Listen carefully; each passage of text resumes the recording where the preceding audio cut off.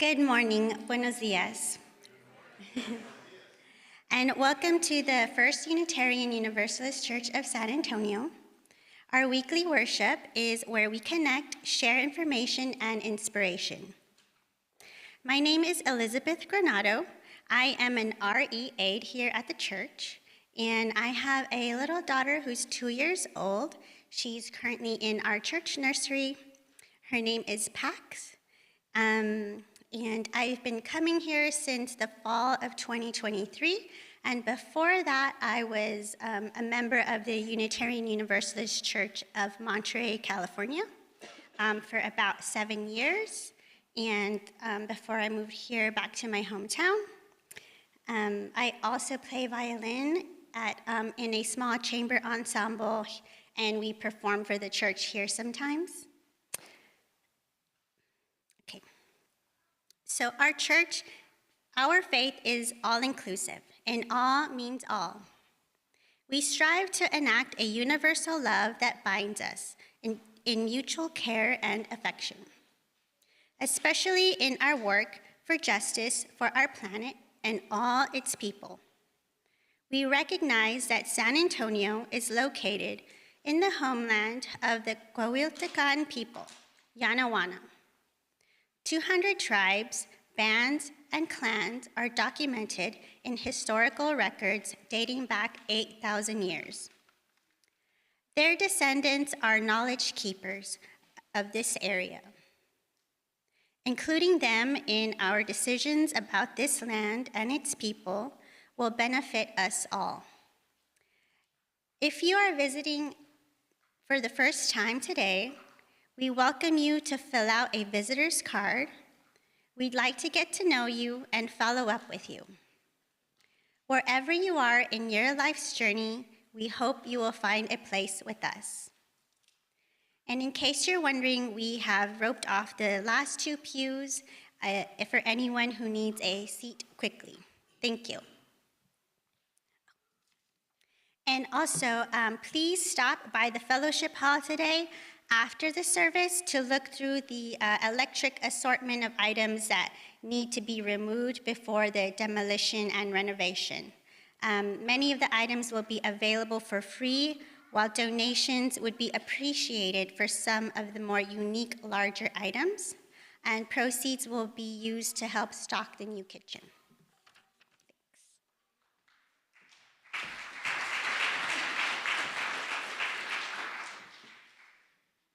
I'd like to invite you now to take a few minutes to greet your neighbors and say hello, extend the right hand of fellowship to them, especially someone that you have not met. Please make an extra effort to get to them.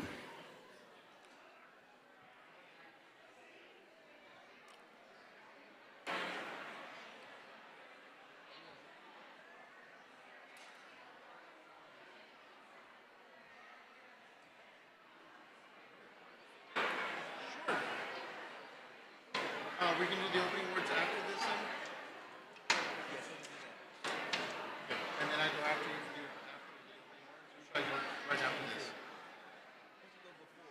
Okay. So I'll go right after this. Okay. Right.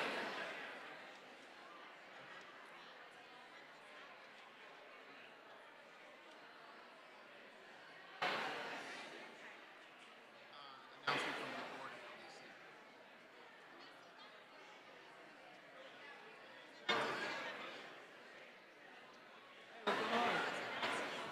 I'm going to be right after this. Actually, after we're doing the invitation, everyone's gathering right now, so I'm going to move up here before opening words. Right. So I'm right before the opening words. So I'm not anywhere. So I'll be next. And then I'll get out of the way. Something that happens later on, we're going to have the invitation to greet and create. Opening hymn, chalice light.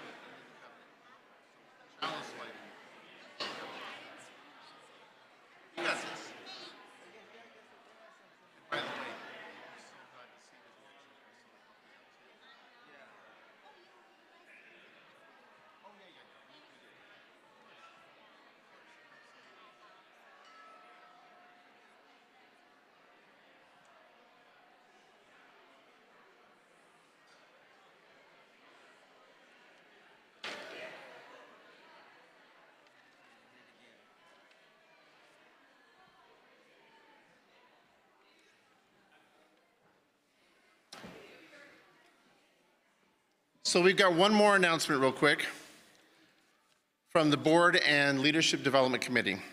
We are requesting people to submit names for consideration for the Ministerial Search Committee. This team will be entrusted by the congregation, all of us, for at least a year with the process of recruiting, evaluating, and recommending candidates for our next settled minister. The members will not be required to travel, but there will be lots of meetings, training, coordination, interviews, planning, etc. So it is a bit of work. The committee will receive support from the board, church staff, and UUA Transitions Office as appropriate. While the UUA does recommend members of the search committee not be active in other church responsibilities or roles, that should not prevent anyone from being considered for this committee. So add any name you trust with this role in your submission, in your nomination. We're looking for candidates who will listen and work well with others, who represent the concerns and wishes of the entire congregation, who can speak accurately about the history of the church and faithfully represent our true selves as a community to potential candidates. Just ask a member of the board or LDC.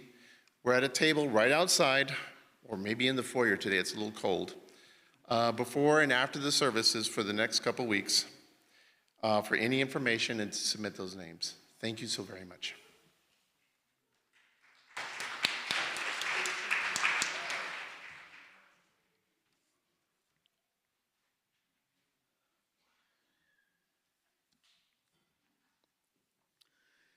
I'm Kalani Kachela, and this morning I'm sitting in for our Director of Lifespan Religious Education, Tim Versteeg.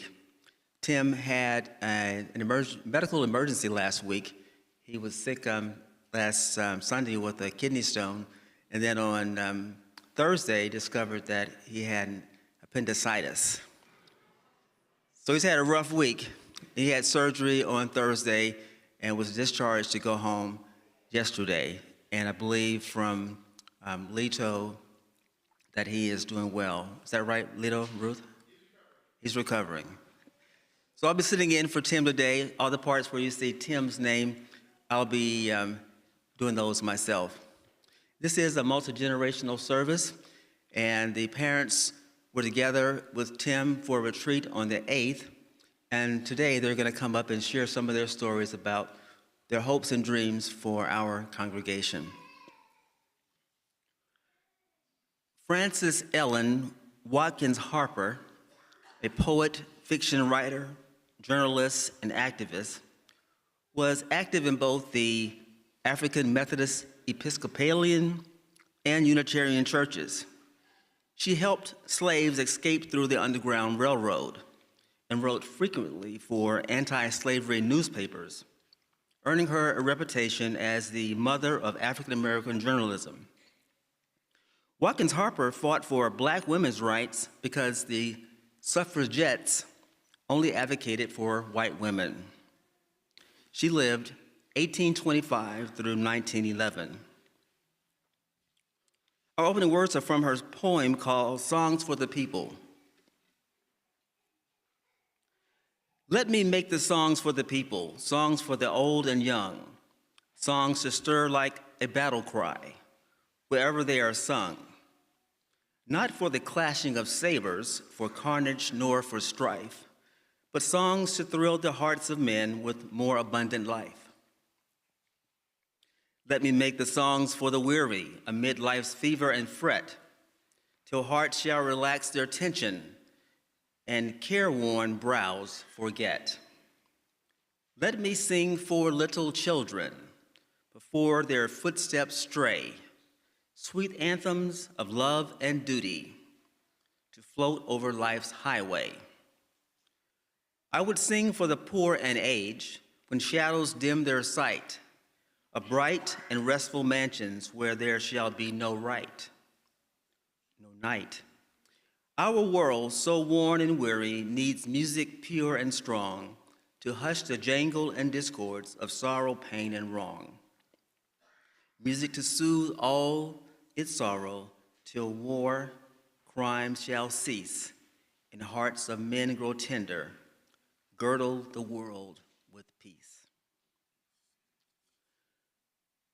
Our opening hymn is number 188, Come, Come, Whoever You Are.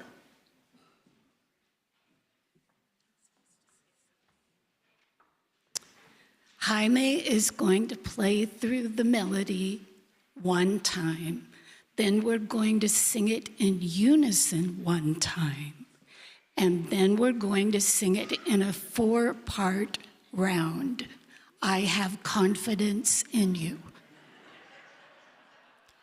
This section will start following me. This section will start following Patty.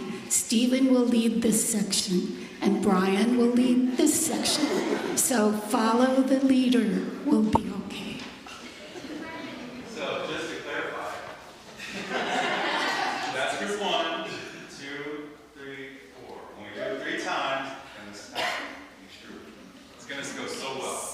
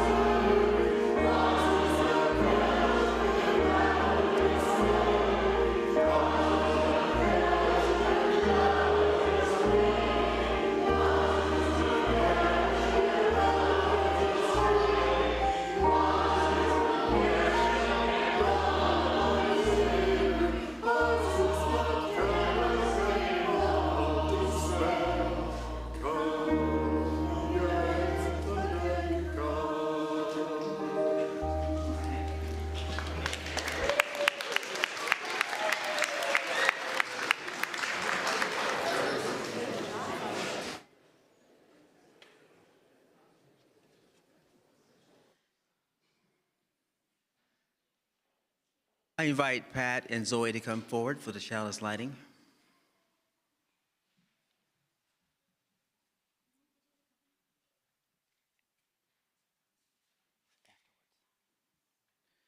Our chalice lighting words are from Marjorie Montgomery, who wrote, "Life is a gift for which we are grateful. We gather in community to celebrate the glories and the mysteries of this great gift."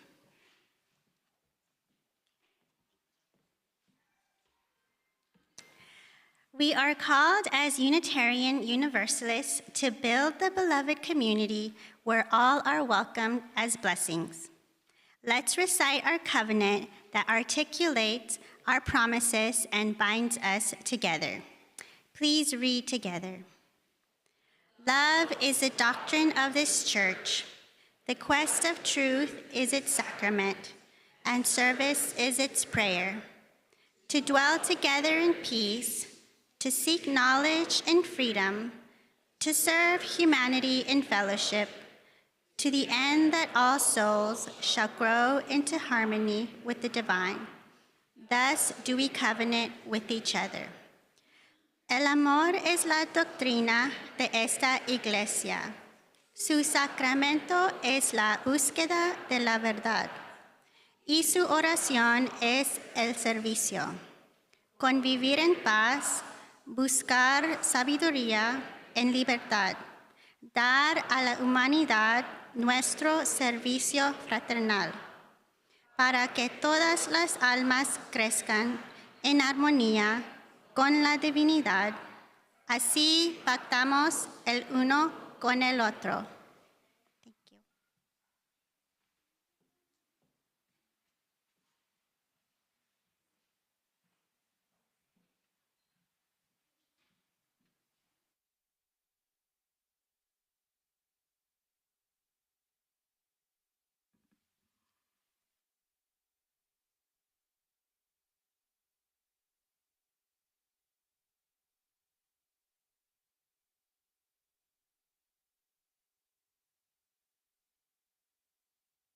So hello everyone, I am Rosanna Burden. This is my daughter, Aurora Burden.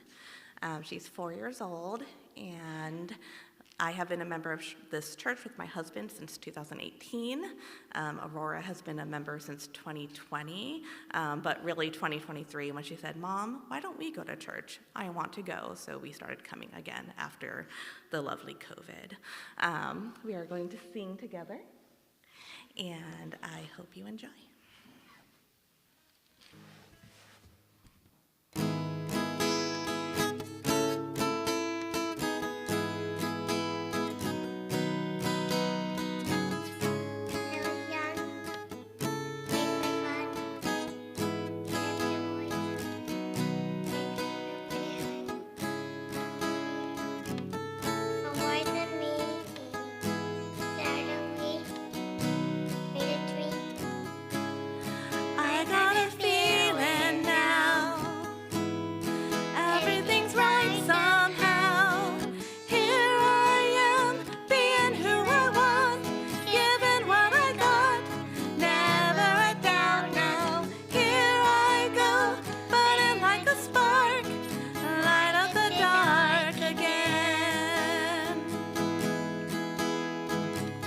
I'm stepping up, right to the top.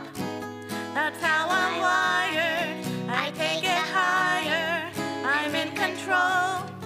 I broke the mold. The girl you see is up to me.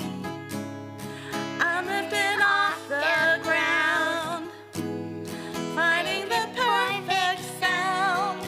Here I am, being who I want, giving what I got, never a doubt now. Here I go, burning like a spark, light up the dark again, again, again, again and again and again.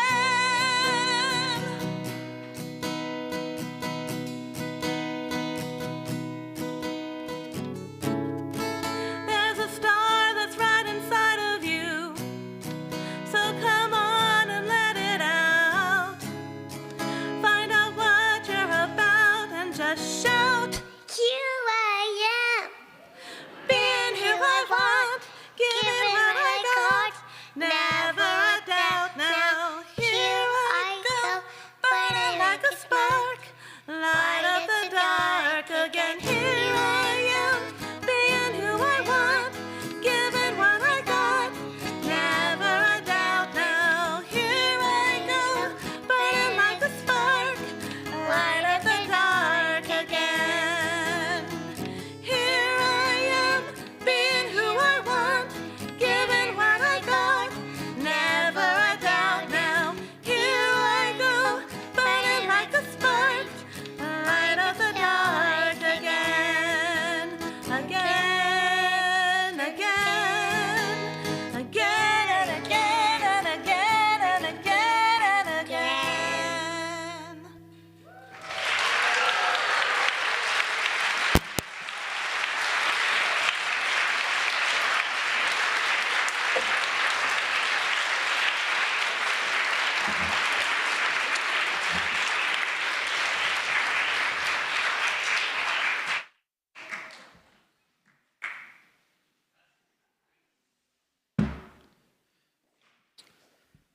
You heard it here first. The next Taylor Swift is right there. Thank you for the beautiful, beautiful songs and melodies. It's now time for our stone ceremony. Stones like candlelight are timeless, They are solid, enduring, and grounding. Each stone we hold represents our individual strength, our shared foundation, and the lasting impact that we have on one another. I invite the worship associates, if they're here already, to light the candles.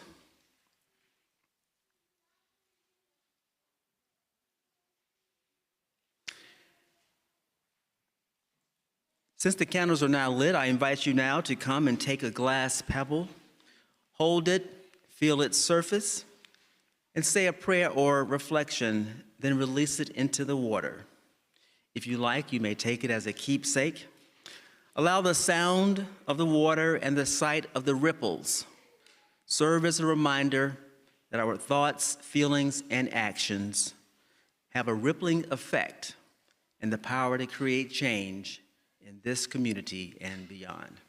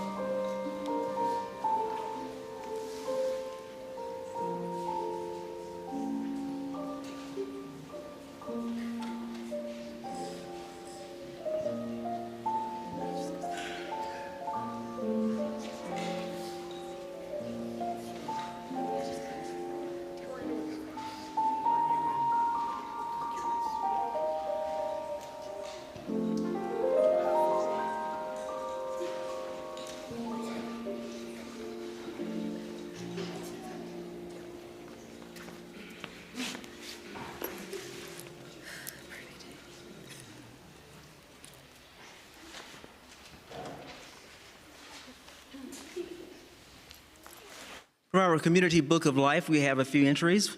First one is from, there's no name here, but it says Healing Thoughts for our DLRE, Tim, who had his appendix removed this week.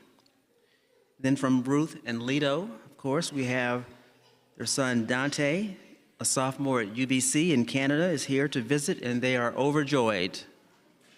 Welcome, Dante. Or welcome back. And I'm happy to pursue a new path and meet new people along the way, from David Feggings. Well, there's a lot to pray and meditate for, so I want to invite you to relax your shoulders and find your center. Find yourself at ease. There's a lot. We have politics galore, the situation in Palestine, which has become outrageous, weekly advances in AI, Valentine's Day, grief, ongoing concerns in our local community. Today is the day of my favorite race, the Daytona 500. Tonight is the NBA All-Star Game. Tomorrow is President's Day and Family Day in Canada, as Tim reminded us.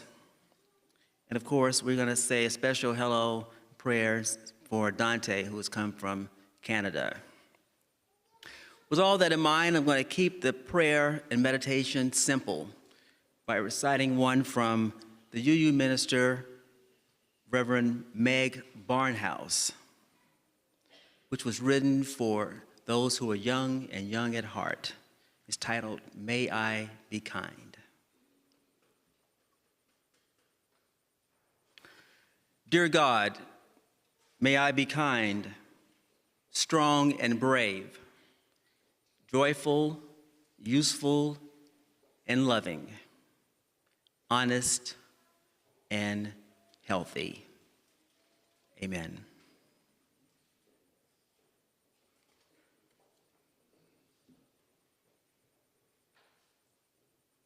I invite Tavis to come forward for the story of wisdom. Thank you, XK. And it is my pleasure to ask anybody who is young or young at heart to join me here on the carpet or stairs for this story that I'm so excited to share with you today.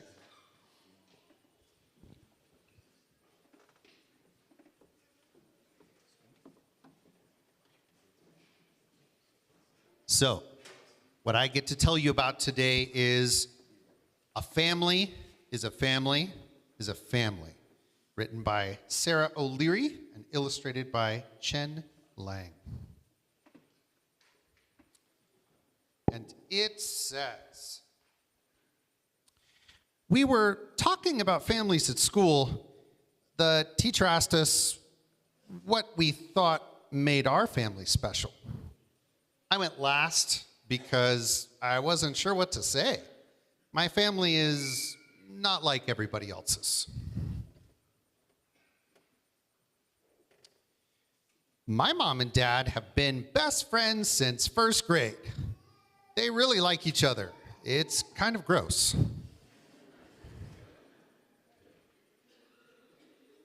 Both my moms are terrible singers, and they both like to sing really loud.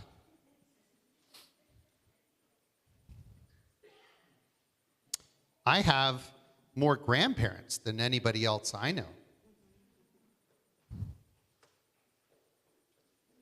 We have a new baby in our house. I think my mom ordered him online.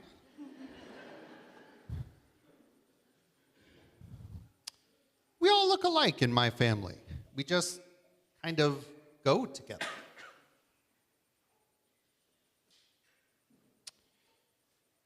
One week, mom gets me. The next, dad does. Fair is fair. Some people say I look like my dad. Some people say I look like my mom. I think I look like myself.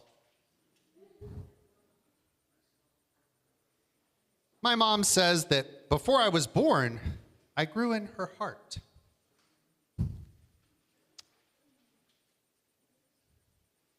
because I live with my grandmother, people sometimes think she's my mother. She's not. She's my everything.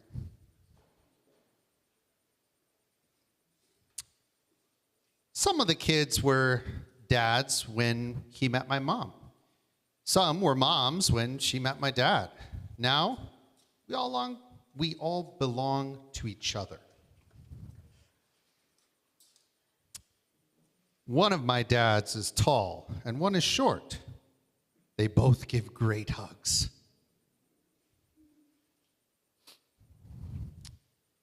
I listened to everybody else, and then I remembered the time someone saw us all together at the park. She asked my foster mom to point out her real children. Oh, I don't have any imaginary children, Mom said. All my children are real.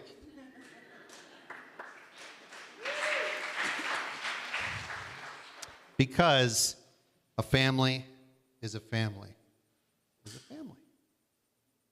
And thank you for listening to our story.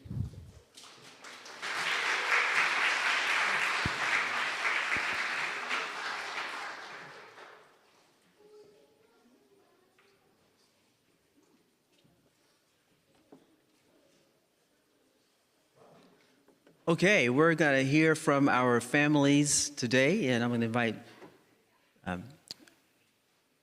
the Garzas to come forward and share a word with us.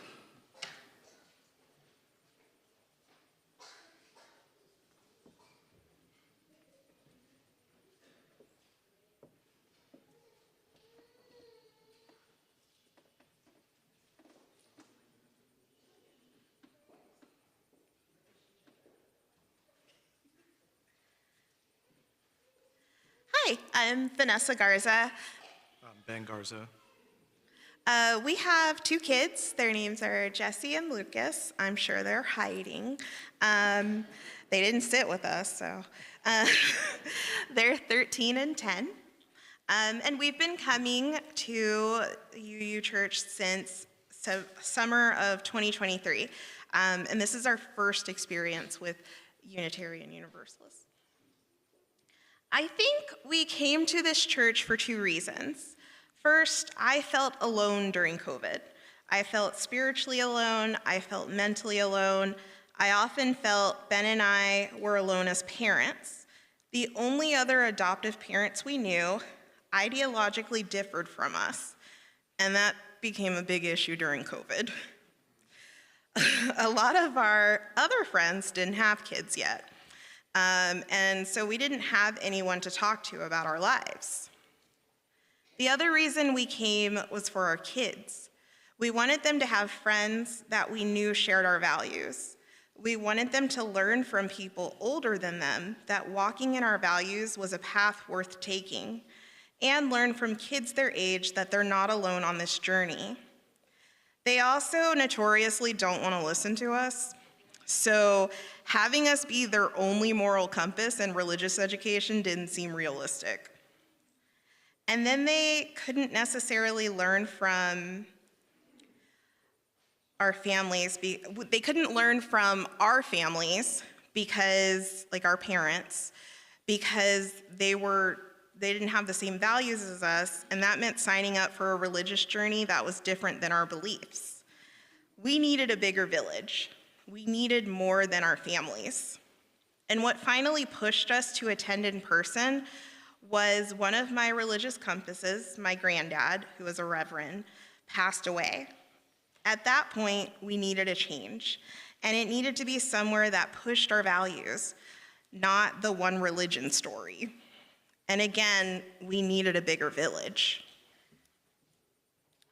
So we came here, a place that not only focused on our shared values, but also we hoped would expose our kids to a religion in a different way.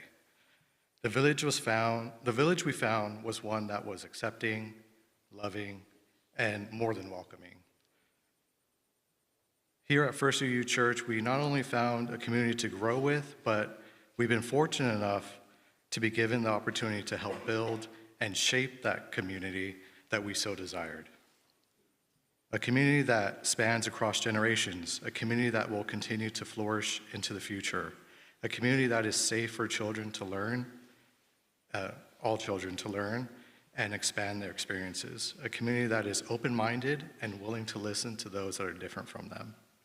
We came to this church because we yearned for a place in which we felt like we belonged. We stayed because over time we recognized the need for others to feel the same way. And in doing so, our faith in the church grows deeper and wider than ever. Now I'd like to share an excerpt from the UUA website. Unitarian Universalists have different beliefs but shared values. Grounded in more than 200 years of thoughtful, spiritual communities, we are people of many generations, ethnicities, genders and sexualities, and spiritual backgrounds. People engaged in making the world a better place. People focusing on what really matters: love, justice, integrity, and hope. This is what this church means to us. Thank you, and may it be so.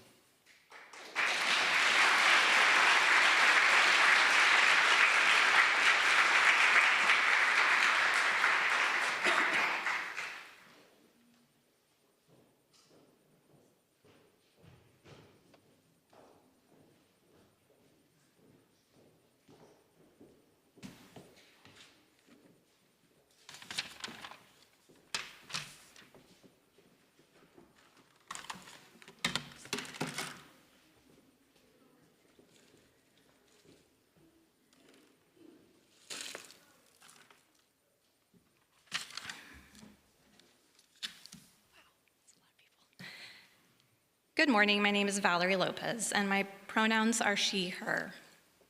I've been a member of this congregation since 2015. My husband, Salvador Lopez, is a commander in the Navy Reserves who is currently activated and deployed overseas.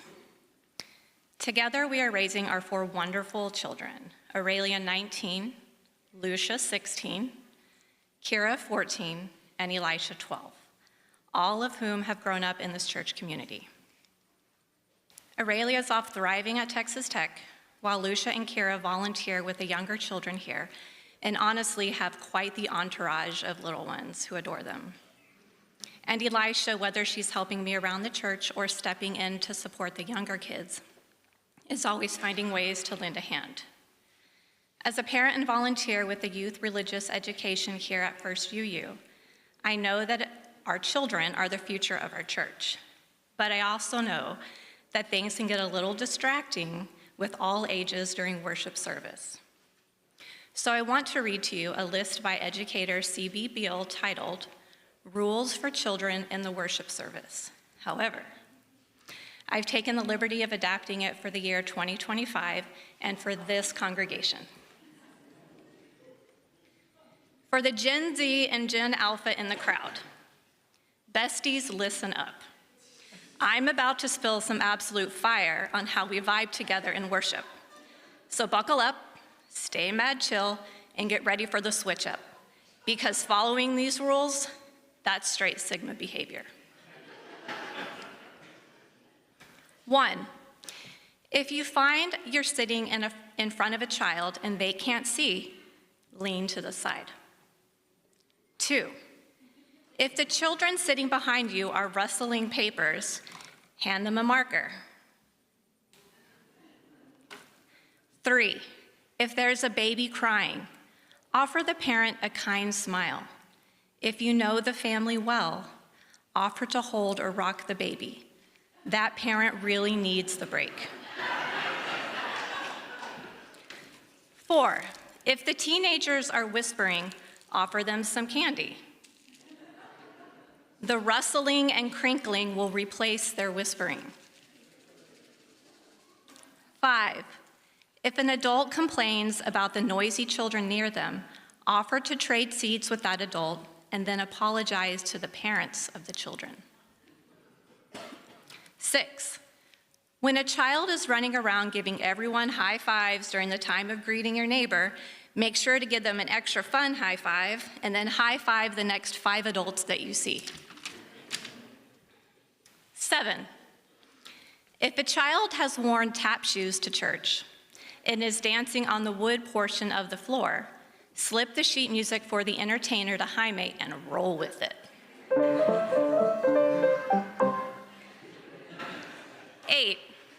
If a child seems distracted by an adult's noisy phone or their jangling keys, offer to help the adult quiet the distraction. 9, when that 3-year-old in the front pew insists on standing up and turning backwards to look at everybody enjoying the service, give that child a pair of sunglasses. This will definitely prevent the adult from being distracted by the child. And 10, if a wiggly child in front of you finally turns around and locks eyes with you, take it as a moment of connection. Smile, engage for a moment, maybe even play a quick game of peekaboo, and then let them settle back in their own time. Sometimes, the most sacred moments in worship come from our youngest members.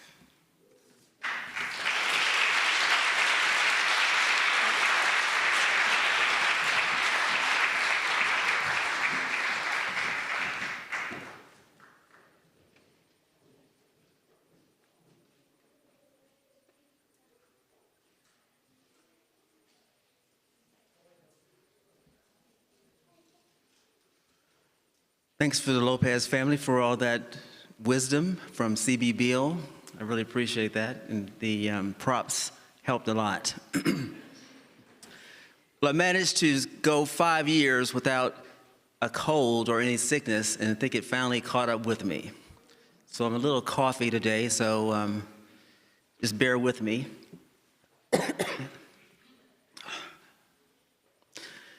Talking today about families, church, and the community of communities. In my 4th grade year, Governor, my father, got orders to Fort Sill, Oklahoma.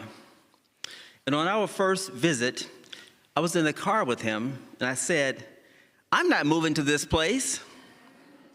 I spoke with all the defiance I could muster, and he said, "Is that right, sir?" Well, it seemed unfair that I had to leave the comforts of my elementary school in Columbus, Georgia, for a place that looked unfriendly and dumpy. But 3 months later, we had moved, and I had found joy. The school tricked me by promising that I could go home for lunch if I wanted and not have to eat in the school cafeteria. Well, one day, I exercised my option. It was a beautiful morning, sunny and cool, and I took the paved sidewalk through the backyards all the way home. I marveled at the manicured lawns and the mosquito-free air. I walked home for lunch in a cone of silence. The deep quiet made me feel so alone, like I had skipped school and abandoned my friends. And I wondered if they missed me and if Mama would be surprised to see me. I learned the consequence of taking the road less traveled. You may end up alone. The smarter kids figured out going home for lunch was a hassle. Tarantulas crawled in the fields behind our house, and I feared one would attack me, and I'd disappear into heaven. But later I learned that tarantulas don't bite. Army post housing was diverse, and my neighbors had many origins, dialects, and they spoke funny. But I learned to appreciate different races and ethnicities. My neighborhood was a community of communities, a place where differences ruled. So I love CB Bill's rules because they de-center adults and center children. We do need a stack of dark glasses for the kids to wear here in church when the adults are getting a little weary. Reflecting on religious education today, I realize that our deepest spiritual growth happens not in classrooms, but in life's unexpected journeys.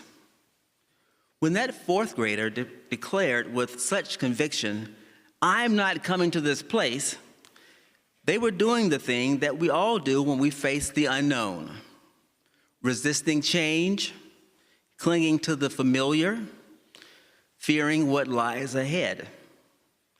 How many of you have stood at the threshold of something new and felt that same resistance?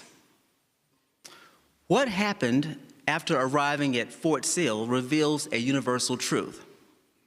Our capacity to adapt, to find beauty, to grow in places we never would have chosen. Children and adults come to us sometimes reluctantly, perhaps dragged by parents, uncertain of what awaits them. This community is a space where we discover the unexpected moments of wonder, connection, and meaning. You belong here, your whole self. The UU, Paula Cole Jones, developed the term community of communities. She co-created the 8th principle, which led to our Article 2 bylaw change a couple years ago. In family churches, people expect a homogeneous culture where people act and think alike. In a community of communities, we recognize and celebrate differences. So what a perfect description of our aspirations as Unitarian Universalists. We don't teach rigid beliefs. Instead, we help people navigate a diverse world of ideas, cultures, and perspectives. We create belonging amidst differences.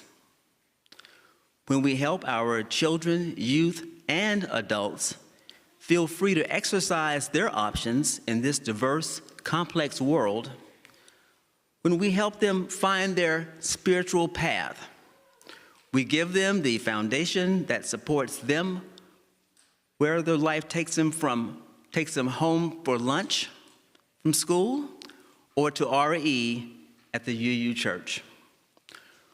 Religious education is for everyone. All are welcome. We got tricks for all ages. So now we're going to practice rule number 6.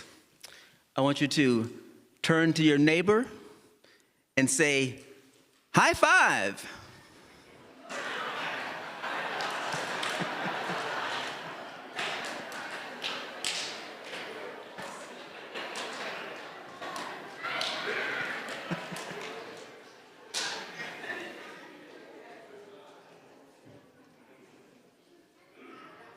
And with that, I say amen.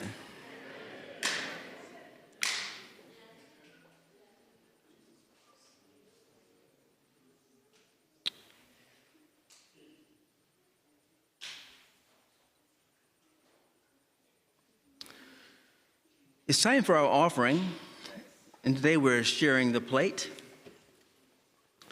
Today's Share the Plate recipient is Big Mama's Safe House, a nonprofit organization dedicated to eradicating gun violence and supporting survivors.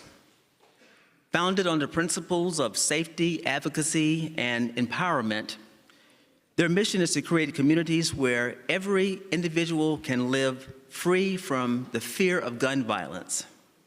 They provide safe housing for affected families, trauma counseling, and educational programs for fostering healing and resilience through grassroots advocacy, community engagement, and policy reform. They address the root causes of gun violence and work to prevent future tragedies. To make a donation to Big Mama's Safe House, place cash or checks in the offering basket. You can also donate online by going to our website, uusat.org, and clicking the donate button. I invite the ushers to come. The offering will be given and received.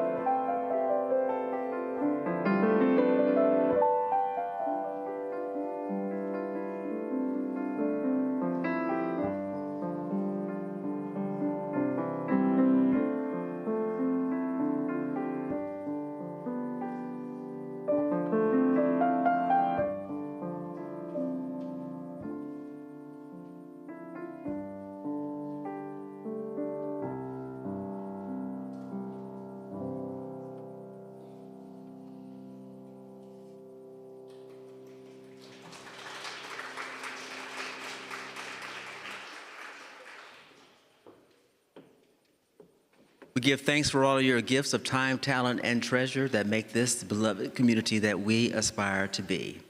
Amen.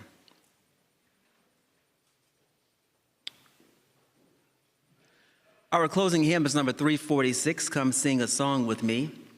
I invite you to rise in body and or spirit as we sing together.